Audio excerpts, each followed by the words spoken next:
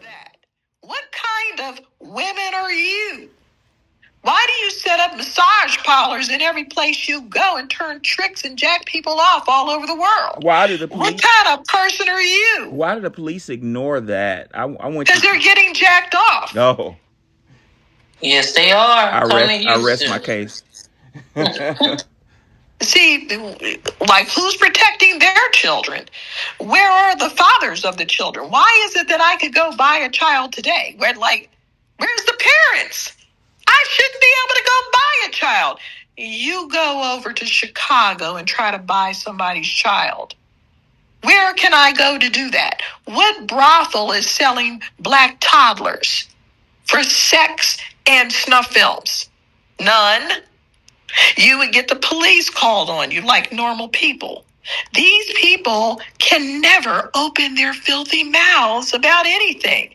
Their cultures are so low and dirty, you don't even know about it. It's too dirty to talk about. Wow. Yeah, that's very interesting. I got lost in Atlanta. Me and my lady were going to a spot. I don't know Atlanta, where it was, Midtown or wherever it was, but to get something to eat for Valentine's Day. And I took a wrong turn. This is like kind of near Buckhead almost. It was like a nice area of town.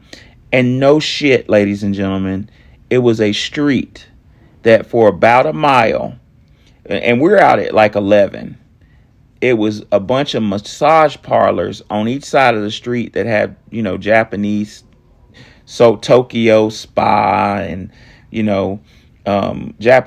Oriental type writing and full body massage and shit. And they all had these neon signs up that said open 24 hours. And it didn't take a rocket scientist to figure out why in the hell is a massage parlor open 24 hours. And I thought for a second, if I can figure this out, and I'm not the sharpest pair of scissors in the bucket, I know the police know about this. Why aren't they kicking in the door and dragging people off to jail? But you know what? They know how to find a little brother on the street that couldn't get a job because Koreans are taking the fucking jobs at the Hyundai plant and bust him for a bag of weed. We need new legislation and we need new legislators.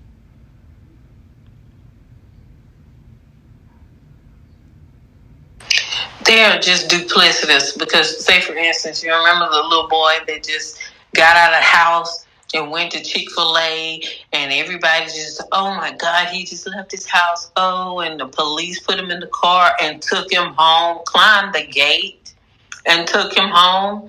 Let that have been a black child. It would call CPS so fast it'll make your head spin. That's what they do. That's exactly who they are. No matter what it is, they want to be the moral authority on every single person's life when they live in a glass house themselves. Everybody knows that you can buy more dope in any white community, just a few doors down here, make a left there. You can do all this different stuff.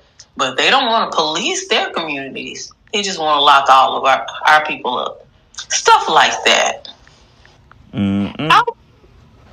I was just gonna say, the black gays, that must be the collective black gays, because individually, I unless somebody tells me what the pale faces have going on, I really don't pay them much attention unless somebody says, hey, these people say they don't bathe regularly, or these people say they don't use wash rags. And I believe that some of this, while it may be true, their hygiene is different from ours. I don't think that some of these people are making it up. I think that some of these other people are doing it for content creation. I think they're taking it from some of the other pales who are unclean and just, pushing it off as their own stories. But again, I've never had a reason to look at these people. And again, like I said, just growing up where I grew up, I knew they existed, but they just never were an integral part of my life a certain type of way. So if even if they thought just me being in their presence, they felt ashamed just by me, I'm glad to know that there's some shame. They should be ashamed. Because some of the things that they do just don't make no sense, from unseasoned food to unclean habits. It's just gross. But like I said, for me personally, I just don't pay them no mind like that. They ain't really got nothing going on that I care about. That's just me. Right. Yep. I agree. Brother Denmark, good to see you. Feel free to grab a mic and step up. About the black gays, Wani brought up some good points. And first off, to everybody in this room, you ought to be very proud that you're stepping up for the lineage. Don't forget, ladies and gentlemen, that I'm new to Twitter Space. I'm new to this. I've been on here a little over a year. So y'all been doing this a lot longer than I've been doing it. But me and my colleagues, Wani and Kush, have talked about the influence that we're having on us, just us, Tariq and, Black Twitter, the influence we're having on the public narrative. I'm starting to hear our talking points on CNN. I'm starting to hear some of our particular talking points on national news. But what we're more so than that, what we're doing is giving foundational Black Americans the courage and the green light to stand on to. And like Wani, I'm paraphrasing you, Wani, said, just tell them I don't give a fuck no more. No more. The word is détente. Détente was a popular attitude in the 50s and the 60s. Basically, détente means decorum at the dinner table. We're not going to talk about religion. We're not going to talk about politics. Black people really inculcated détente, of having tact and decorum, and just trying to what's that shit Michelle Obama said, when they go low, we go high, all that mess. Mm-hmm. We let that shit go. And good example of it is our brother Drewski. Did y'all see that shit the other day? No, tell me. I heard about it, but I didn't see the details. Drewski had possibly the best makeup artist on the planet dress him up like a white, low-class white man at a NASCAR event. And me being from Alabama. Oh, I saw that. Yeah, he has started the narrative of, okay, you make fun of me, I'm gonna make fun of you. And they can't take it. They so fragile. Our brother James Baldwin said this in the 1950s. James Baldwin said, the innocence is the crime. I want y'all to think about that. See, in the system of white supremacy, it's so fragile that it's important to have the image, the aura of innocence. I didn't know that you were a slave. My grandmother had slaves and we never knew. We thought they were her friends. And, we've never, poked fun at them. I don't know if it was Christianity. Oh, they were their cousins. Yeah, that's a whole nother issue, Monty. Who's really white? Me and my students are discussing that now. But what does white mean in America? What does it mean?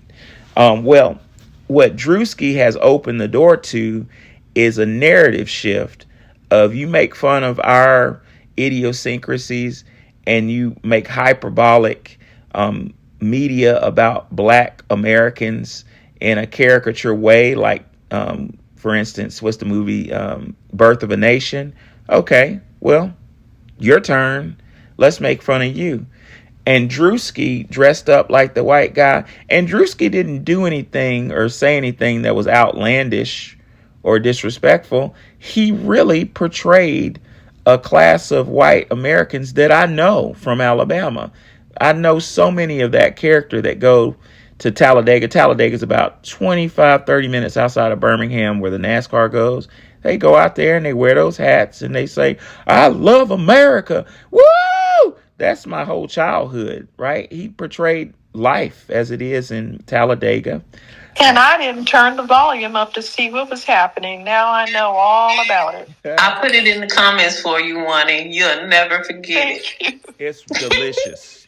It's worse than I'm with the tide. Roll That's the white gaze. Roll Tide. The black gaze is something that they live in fear that they're not going to be. Our men are the essence of manhood. Every man on the planet, listen, every man on the planet has to do mannerisms like black American males in order to be cool. You know where you see it? At the Olympics. At the Olympics. You see the fist pumping, the Arabs are all kept up. That's not the way they act. I've seen them in their natural habitats. They don't do that. But when they get to the Olympics, they have to strut their stuff, pump their fists, walk around with swag. That's not the way they walk. Most of them shuffle their feet down the street. They don't walk like that. They don't strut like that. That's our people. And they know that if we look at them and judge them to be corny, that's a fear that they have, and that's a real. They should have that fear, because if women are looking at the most masculine alpha male and they're not that way, then you making fun of them is an attack on their whole manhood, especially if it's a man you're making fun of. Right, because the power of the system of white supremacy is all psychological. It's image. Professor Noam Chomsky wrote a book that explains this in detail, called Manufacturing Consent, that he got blacklisted for. That's an interesting word, blacklisted, but I'll digress. Well, what I'm trying to say is that image is the power, Wani, because it's like the Wizard of Oz. Once you realize that the Wizard of Oz is this little frightened man with a megaphone, you say, oh, well, that's not it takes away from the power. I think back to a movie that used to crack me up when I was a teenager. Y'all remember Scary Movie? I think it was Scary Movie Part 2. In Scary Movie Part 2, this fucking huge skeleton demon with breathing flames and shit was running down the hall chasing the girls. I think it was 2 white girls and the black girl. And the white girl, they were all screaming at the top of their lungs, and he was about to get them and tear them to pieces. And the black girl looked at him and said, "Girl, what you scared for? That's just some bones." And then they looked at it and like, "Oh yeah, that's some bones." And they ended up rearranging his ass, and he started hopping through the hallway saying, "Man, fuck y'all fucked me up." But that's like the system. It's psychological. Most things are mostly psychological, and that what Drewski did was kind of expose that whole theory created by Birth of a Nation. Well, not created, but emphasized by Birth of a Nation during Reconstruction at the end of Reconstruction, during the Great Migration, rather. That image that the white male is a savior. Ladies and gentlemen, this notion, this psychological image runs real deep. Why do you think that images of Jesus the Christ are portrayed as a white man? It's important to spread a narrative of superiority, like James Baldwin said, innocence. I'm always the good guy. And once that image is challenged in a meaningful way, the reality begins to crumble. Never forget that perception is reality. We perceive the white American male as a John Wayne, as a powerful leader who's doing right, and sometimes he has to kill, but that's just part of it because he's the good guy. But when you reach back and you open those curtains and you show that there's a possibility that this image figure is not the alpha male, then others step up to the plate and challenge the authority. Quick question, Professor. Yes, sir. You said Noam Chomsky was blacklisted. How? I don't think so. He was blacklisted. Professor Chris Hedges says that Noam was kind of like shunned. Well, being blacklisted as a white man in academia, as you know, Professor, is different than being a blacklisted as a black man. If you or I got blacklisted, we're gonna be working at Popeyes or some shit. We're not gonna but this dude he was institute professor at MIT. right. So if he's blacklisted, I'd sure like to know how. I mean, the guy, he has speaking engagements. I think he's old, so he doesn't do that anymore. But his speaking engagements was, he I heard he was booked for 2 years. His book sold well. It kind of makes me think, was he controlled opposition because he was critical of Israel, and he never really suffered any consequences for being critical of Israel. It just makes me wonder, like, was he controlled opposition for them? Yeah, I mean, if he was blacklisted, I mean, they can blacklist me then. Yeah. I will take it any day. But that shows the discrepancy and the disparity in our worlds. Similarly, I don't know if you know who Sheldon Wolin is or was. Sheldon was a Princeton professor who wrote a book called Democracy Incorporated, which is equally as important as manufacturing consent. Democracy Incorporated, which you should read, Dr. Ward, just really lambaste the quote unquote American free market. Dr. Wolin identified that America is not a free market.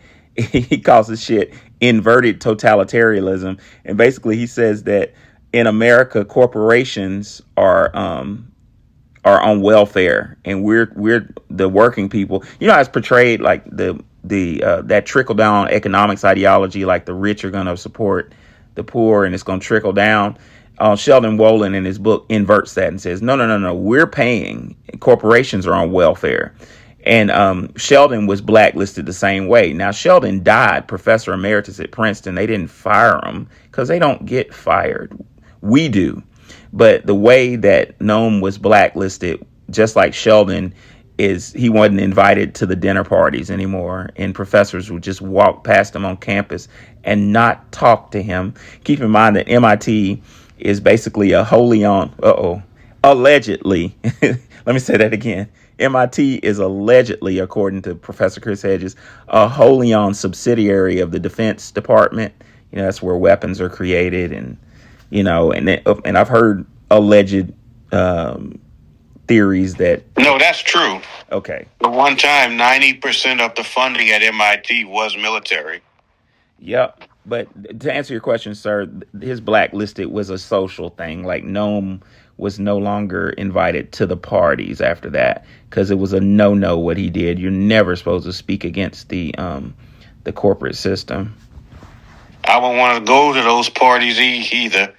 I probably don't tell them what they do with no baby oil. Oh, yeah. You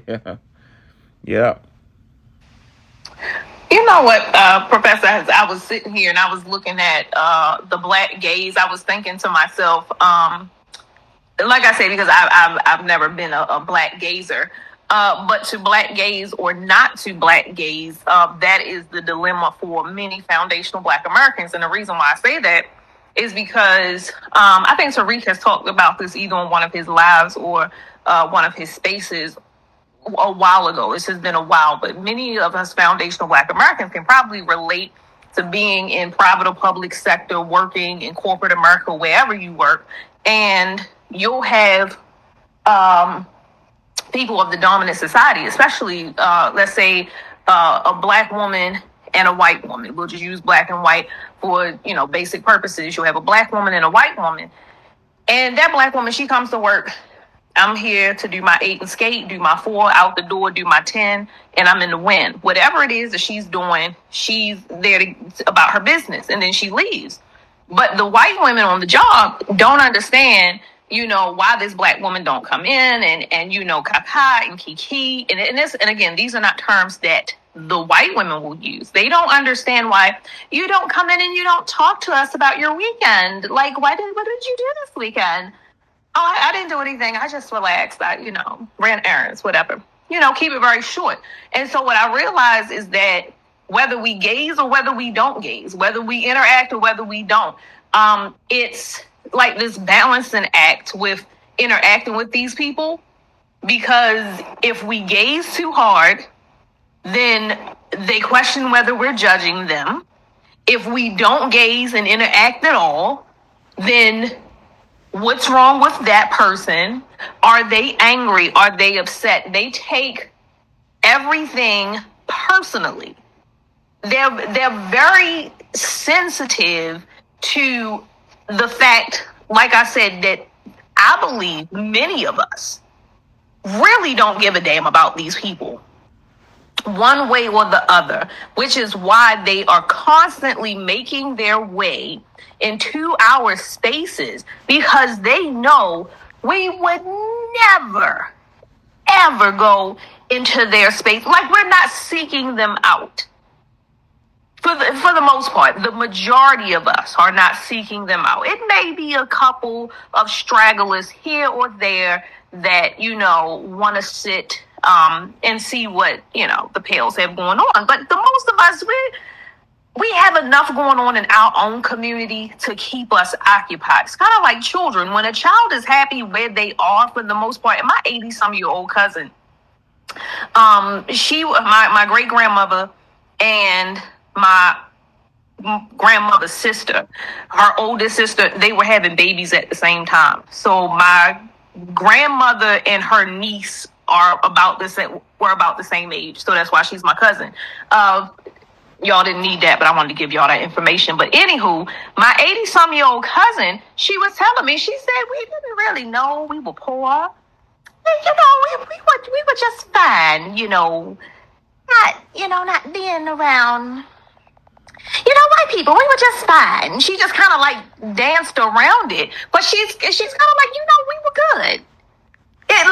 We were just fine as we are. It wasn't always perfect, but for the most part, we were content, and we could still build without the interruptions and the disruptions. And that to me is just what it is with them.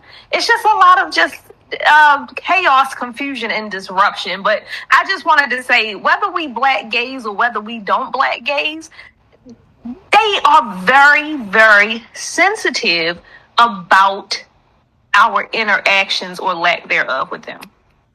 Yeah, it's a bigger deal than a lot of people know. Kush, I spent the last 13 years of my life in Memphis, and Tariq touched on this before. He said that I'm paraphrasing Tariq, but Tariq was talking about he knew a girl back in the day that worked in marketing, like had a big time marketing job.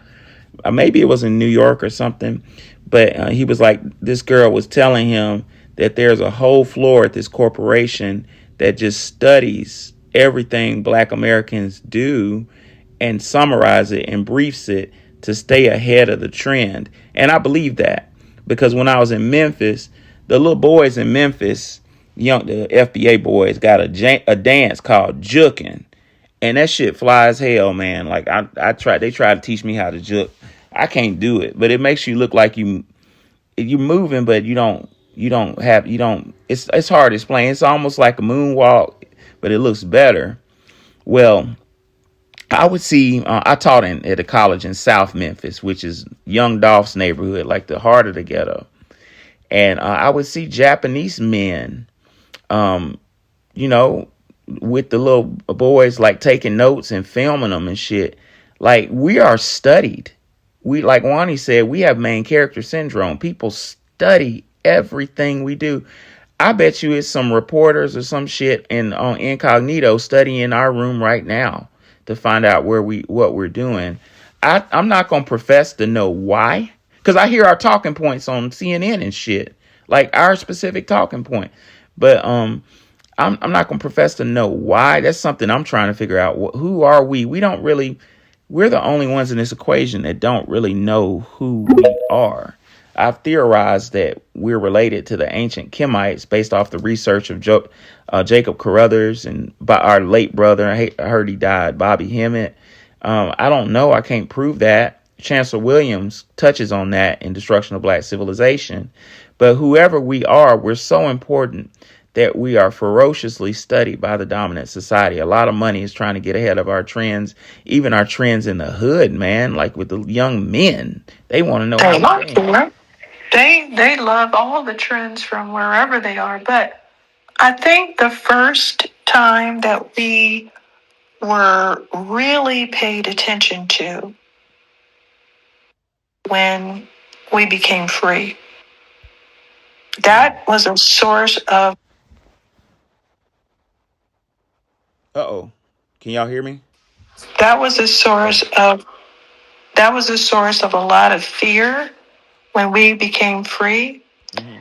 And the whole world wanted to know what was going to happen. Were we going to retaliate?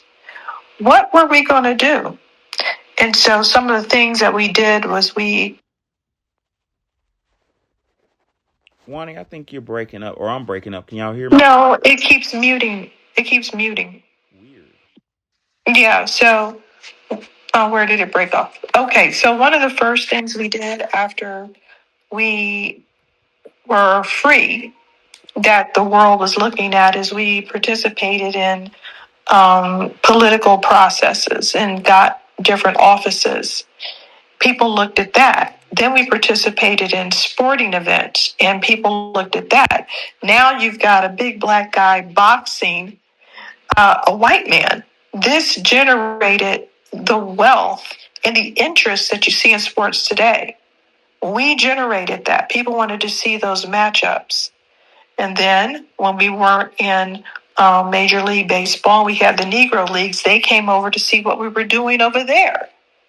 So everything that we've done, each step that we've made, we have gotten a lot of interest in the first time that.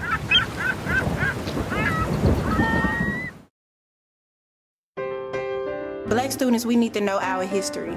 The black history we're being taught in public schools is repetitive. As a black high school student, I want to learn more about my history in the school books. We need to update our books. As black American students, we deserve an accurate depiction of what history truly is. I want to see myself in these textbooks. In the public school system, black history is vague. Why don't the school books ever talk about the Freedmen's Bureau? I created the workbook for the African American family. This book helps fill in the gaps that the school books don't. Purchase the workbook for the African American family on ourstorypublications.com and use the Cash App $Our Story Publications.